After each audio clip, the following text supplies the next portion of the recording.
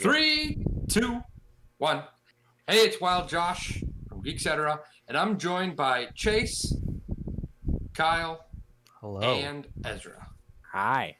And I know it's been a while since we've been on in this kind of format, but we wanted to be back. We missed the podcast, and we're kind of, instead of doing a podcast, we're going to do a video podcast on YouTube, and we're just going to turn some of our segments into videos, YouTube videos for our channel. So make sure you subscribe because we're going to have content coming out regularly.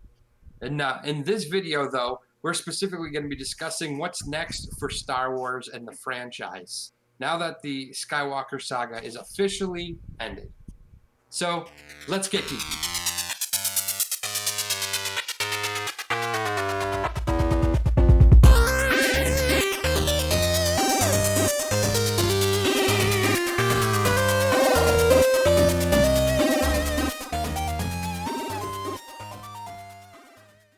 All right, Beautiful. So I'll kick this one off. We're going to talk about the Star Wars franchise, which I'm really excited for. I know not everyone feels the same way, but I think there's big things on the horizon for Star Wars. I love what they've been doing with The Mandalorian. I'm excited for the Disney Plus series that they have coming out, an Obi-Wan series, and also the Cassian Andor series. I think those are going to be great. We're now getting more stuff with the Clone Wars. We just found out yesterday that Bad Batch is coming, which I'm not super excited for, but I'm sure we'll talk about that in another time. What I am excited for, though, is this new era of Star Wars that they're starting to dig into, which I forget what they're calling it, the High Republic. Is that what it's called? Yep. Yes? Yep. The High Republic. And what that could mean. Looking forward to that. And I'm also just looking forward to seeing what new stories we could get from Star Wars.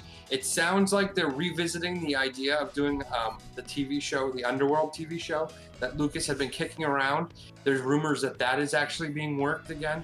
And some of that had already been shot even. So I don't know if they're going to be able to use any of what was shot or scrap it all. But so I'm pretty excited about the future of Star Wars.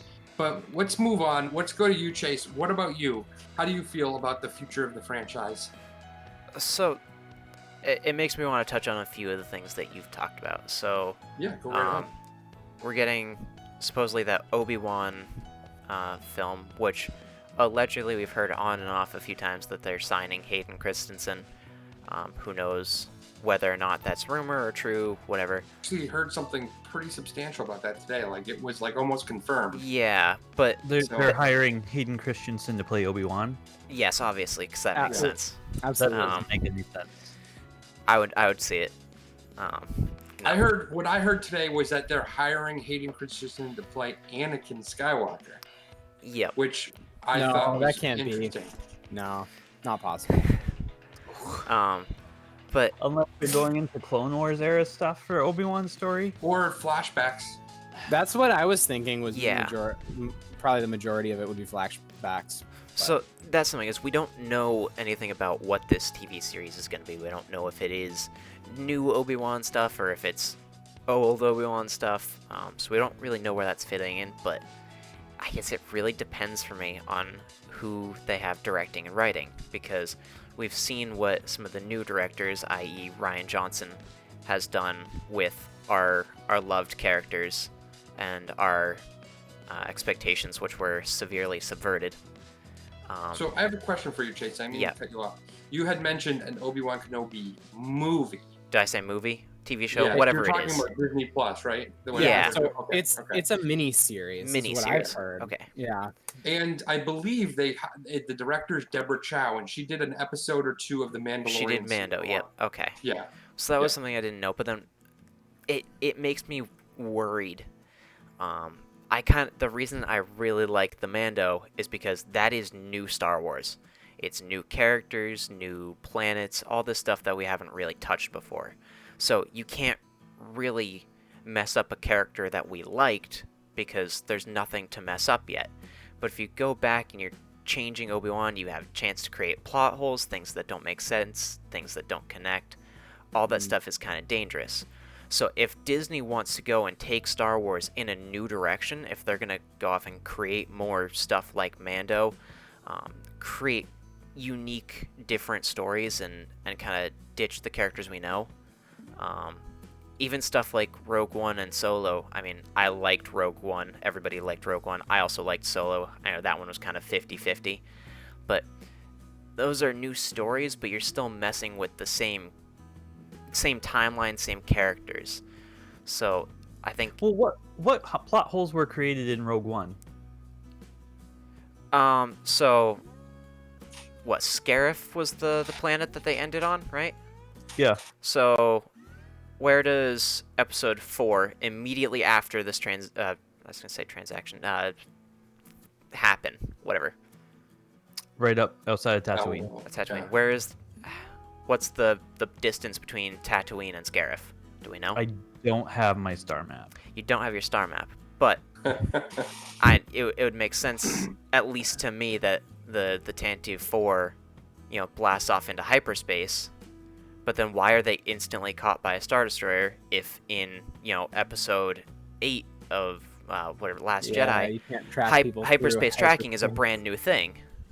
Yeah. And the Star Destroyer is like right on their butt, right there.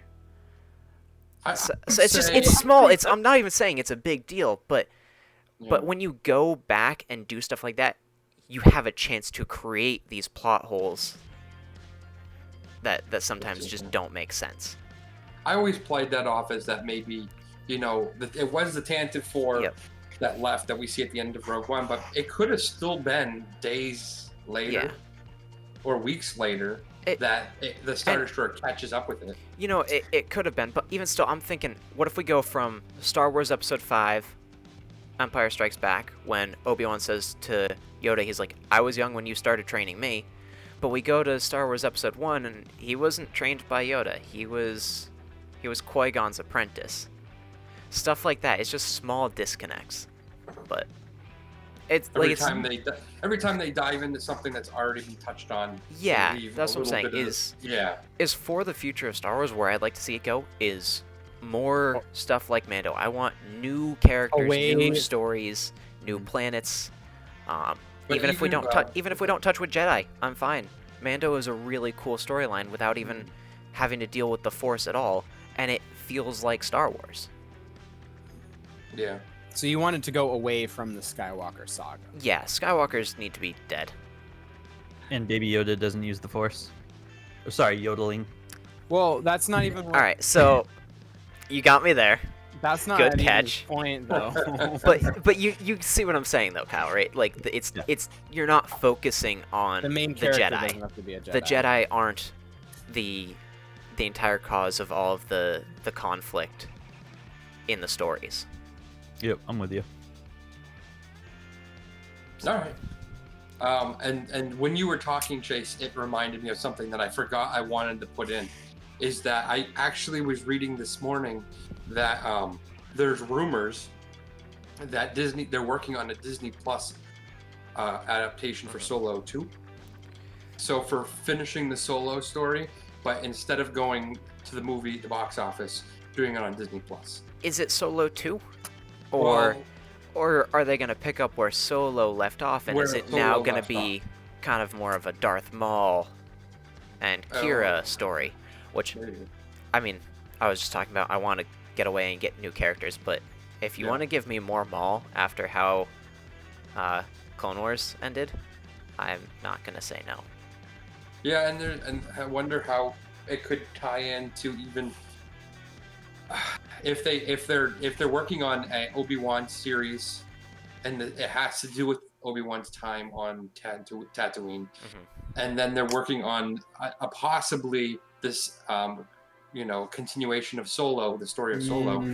Would there be some connection there with Maul in the Obi-Wan, because we know Maul hates Obi-Wan, and then how would it all tie in? Because Obi-Wan goes to Tatooine to kind of like hide from the Force, almost like Luke went to Ahch-To to kind of cut himself off from the Force, because he knows if Obi-Wan knows if he starts using the Force on Tatooine, what's going to happen? Darth Vader's going to know. He's going to sense something. He's going to know where he is. My major issue with that is that like the Rebels series really kind of closed off like the Maul Those two. Kenobi storyline. I agree. Yeah, I agree. There's really no. I mean, like it doesn't really seem like there's anywhere that they like met, other than at the very end when. And it would have had to have been sometime where maybe Obi-Wan left Tatooine and went off planet, if that ever happened in that time period, because it definitely didn't happen on Tatooine. Or like my thought was maybe they will have Hayden Christensen play a younger Darth Vader, and somewhere off Tatooine, obviously, they met, or I don't know, like yeah. The problem with having Hayden Christensen play Vader is that you can have any tall dude in a Vader uniform. Yeah, it's Vader. not really any significance. Like, why? Yeah, because he's always costumed, and he always is gonna have James Earl Jones's voice. So like having Hayden Christensen there as him, like if they do bring in Hayden Christensen, it has to be for some way that he's Anakin. It can't be that they're just gonna stick him in a Vader suit. I wouldn't think, anyways. Maybe there'll be like a scene with him on his ship where he's got like that thing. Oh, he's in his meditation chamber? Yeah, that's it. And then he's like, I don't know. But again, it'd be such a small cameo. Like yeah. Oh, how much, come on, can Hayden Christensen actually cost? That's just got a point. Anyways. Is that all you had, Chase? Yeah. Kyle, what do you got? Not too much. I mean, I've said this before on this channel that, whatever that was, Star Wars Episode 9, Revenge of the Sith, whatever even the name, like it's been so long ago. That just closed off the story for me. I'll watch with some interest whatever they put out there, but I don't have anything that I'm like, gotta go see, gotta go get. Star Wars is kind of it's dead to me. So there's nothing at all that could get you excited about anything. So you don't like The Mandalorian? Mandalorian's okay. I call it the meh DeLorean.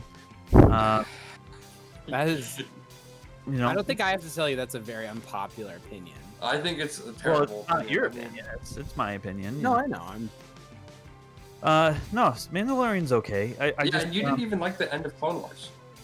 No, that was Ahsoka does cool stuff with lightsabers for 4 episodes. And I call Ahsoka it fan does service. boring stuff with no lightsabers for 4 more episodes.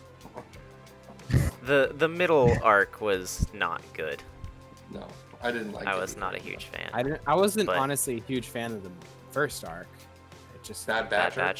I guess that's like I said, like Josh said, that's something we got to talk about. The second arc, which was I thought so too. With these 2 girls that weren't very interesting at all. The whole season, the dialogue was very uninspired, but like especially that middle arc, like it sounded, and I guess it was a bunch of 14-year-olds talking to each other, but it sounded like a bunch of 14-year-olds talking to each other. Yeah. And it doesn't make. I thought that last arc was fantastic. I don't know, Kyle. I thought so too. Cray. Okay, I'm sorry. I think that expected more than just Ahsoka and Darth Maul. Yeah, so Kyle wanted something deeper. What they gave us was fan service. And if you were looking for fan service in the last season of a TV show that, like for me, I remember I kind of grew up with that show. I remember watching it on Cartoon Network for the first season when it premiered. It's like I was very happy with the fan service that they gave us in the last 4 episodes. But if you were looking for like a deeper story, then I can understand why it wasn't your favorite. Yeah, I think that's where we differ from other people, because we definitely were looking for a fan service. Like I was looking for a good ending to that series, and like I got it. I got exactly what I thought I wanted. So, knowing that you had 4 episodes left, I was very happy with what they did with those 4 episodes. Yeah, knowing that that Dave Filoni said, this is the last 4. You only get these, we're done. That's it, yeah. So. And that's pretty much all they gave us, right? Because they had those other 8 already pretty much done. Yeah. I feel like it's kind of a tease just to say it's done, and then it's like, oh, but we're going to do this Bad Batch one-off. And yeah. Which I'm sure we could spend an episode talking about that last season and the new Bad Batch. I'm going to say right now, I'm not excited. I agree. Yeah. Because, I mean, first of all, again, the dialogue was pretty bad between the Bad Batch characters, I thought. I wasn't really excited about the character development there wasn't. I don't know. It just None. didn't. I don't know. You mean the fact that they didn't develop as characters? Yeah. Yeah, I wasn't a huge Bad Batch fan. I mean, will I watch whatever they do? Probably. I think it'll, But and it might even end up being good, and I might actually change my mind. Yeah. But at least that one like story arc that we got, I wasn't super impressed.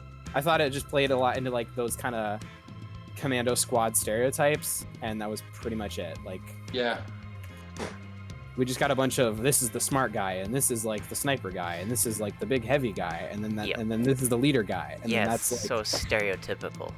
That's every like commando squad in any movie ever. Like, yeah, it's kind of true. Yeah, So- but now Echo is going to be with them now, right? So they have. Well, is that what the Bad They Batch that have we're getting, or are the we crippled getting, guy. you know, the first like missions before that the Bad a Batch prequel? did before? Because No, think good about it, question. with how close that whole Bad Batch arc kind of ended to the end of the Clone Wars. That's Did true. they also they remove would- their inhibitor chips, or that's- are we going to be watching they a Bad even- Batch that's, you know, serving the Empire? Hmm. Yeah, it probably will have to be a prequel at that point because So then we wouldn't I'm get guessing- fives. Honestly, you're probably giving it much more thought than the writers will. So maybe they should hire me as a writer, Kyle. Ezra, did you have anything else? So basically, like I am excited for the Obi-Wan. I'm excited for the High Republic. I think there's a lot to do in that era. I think I like the Old Republic better from what it sounds like, but like it seems like the High Republic's going to be more of that like prequel type content that we're getting. Maybe I don't really know that there's much information there. But I'm excited to see what they do with it. I think if it's a mix between, like, it really is like an in-between era between the Old Republic and the prequel era, then, like, I don't know. I think I will enjoy that for sure. Yeah, I forget exactly how far it's going back, but supposedly it's going back where like Yoda is still involved. Yeah. Like it's not before Yoda. Well, I mean, you But don't it's not go like- far back. I forget how many years. It's I don't back. think it's- before I the don't think it's- prequels. It is before the prequels, but I don't think it's much before. Maybe, like, a couple hundred years? But just think about it in general. How much of a span is there between like episode 1 and episode? This is weird. My hands. There we go. Episode 1 and episode 9. Maybe not even 100 years. Not even Yeah, 100 no. years. Yeah. But you think can fill a lot of story in those 100 years. Yeah. Like you can really stretch a lot of that stuff out. If you Yeah. just move it back a couple hundred years, you're fine. I think that's what it is. I think it's just a couple Well, I hundred mean- years back. Even with like our history, you look back 100 years and boom, you're in World War One. Yeah. I True. just think it'll be like So- I grew up with the prequels, so I really like them. Obviously, I know they're not as good as the originals. Obviously, You but, know like, that they have Jar Jar in them. I like, know you- that they you have haven't Jar Jar in forgotten that? them, but I have a soft spot right in here for like prequel stuff, and I know that the High Republic is going to be like that. I'm excited for that, and I'm excited to get away from this Skywalker saga too. Me I think too. it's gonna be a new, like, refreshing take on Star Wars. Yeah. I'm excited pretty much for everything I've heard that is coming out. The 200 only one years. thing- 200 years before the events of Skywalker saga. Okay. 800 years after the Old Republic. Okay. So that seems like that's exactly what we guessed. So Yeah. So I guess- mean, I'm excited about everything basically except for Bad Batch. It's the only one Yeah. thing that I've heard that I'm like, yeah. So when Yeah, you but said that, everything Josh, else is exciting. it made me think. I'm not really that excited for the Cassian Andor series.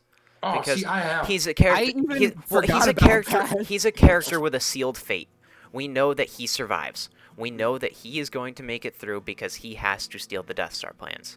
When you hear Yeah. them talking about bringing Ahsoka into season 2 of Mandalorian, we don't know because she could die. we saw her in Rebels, so we knew that she had to survive that last season of Clone Wars. So there was obviously no threat to her. But now that she's in Mando, that gives them free reign to start killing off characters because we don't know what happens to her after that.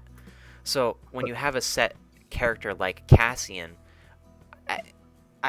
how are you gonna really stretch the drama with him, knowing that he will survive his entire series? By contrast, didn't you say that you're excited for the Obi-Wan series? Yes. Obi-Wan is a character that I actually... So, Kyle, you need to stop getting me on these, because it's really annoying having you, shoot down all of my planes. See, Kyle's literally only to cause issues, all right. because he doesn't even like Star Wars at this point. So I guess the reason that I can say I'm still excited for Obi-Wan, even though I also said I'm partially not, because what if they create plot holes? But Obi-Wan is a character that we've had forever. You've seen him grow, he's had character development, and we like him as a character. Cassian, we've seen for about, what was that, 2 Star Wars days? And the only character development we know is that at the beginning he killed people relentlessly, and then he hesitated on shooting the girl that he was interested in's father. Character development. That's his character development. So... Yeah, but then you get to go back and see Cassian as a spy, so he's not going to have any of that development whatsoever. I think they can really enhance those negative qualities that you see. Not that, I mean, I want... But how are they going to get you to root for a relentless murderer? I think what they're going to do... I say as we all liked Maul in Clone Wars. See, what I think is going to end up happening... Go ahead.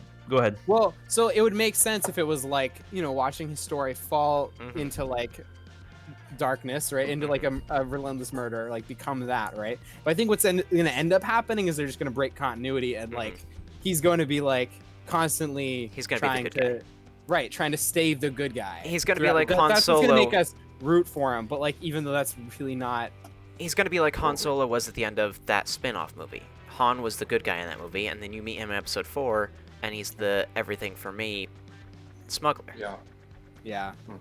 Maybe, but you could take Cassian as someone who is not really comfortable with that spy life, and get him to the point where that's who he become, and you see him lose a part of himself. Maybe. And I think you could do that over a series a lot better than anything they did with Solo. So I'm curious if we'll get like more, start where before Cassian is even a rebel. Like what drove him to join the rebels in the first place, right? Was it something similar to like Saw Gerrera, where his planet was, taken over by the Empire, and he saw his sister get killed and all this stuff like that turned him into the Saw Gerrera that we get in Rogue One. So what happened to Cassian to get him to that point where we meet him in Rogue One? Yeah. We also know that Alan Tudyk is revising his role as K2SO.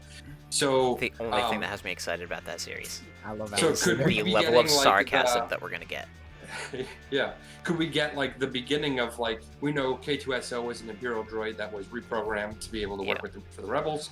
Are we going to get that story arc of like, maybe that was Cassian's first mission or something like that with the rebels, was capturing this droid and getting him reprogrammed and stuff like that. So I think there's some story that's going to be really maybe cool Cassian was part of the Empire and took K2SO with him when he left. Exactly. I'm going to just shadow the words of Kyle for a second. I think we're giving this more thought than the writers are giving, because You're right. This is the way I wish they were thinking. Like, okay, what characters can we actually like write a story around that is going to interest people? This is the way they're actually thinking. What characters did people like that we can make money off of? You're right. Like, they're just like, okay, yeah, people like Cassian, and you know what? People loved K2SO, so let's give them a spin-off series. You're right. You know what you might see, if the rumors are true, right? That Ahsoka Tano is going to be in Mandalorian season 2, and she's getting her own spin-off series. You know what you might see, since they will already have the character and a lot of stuff, is she's a rebel. She's part of Rebels. Like, you might see Ahsoka pop up in that Cassian series. You might. I think you could see Rex pop up. I'm sorry, what?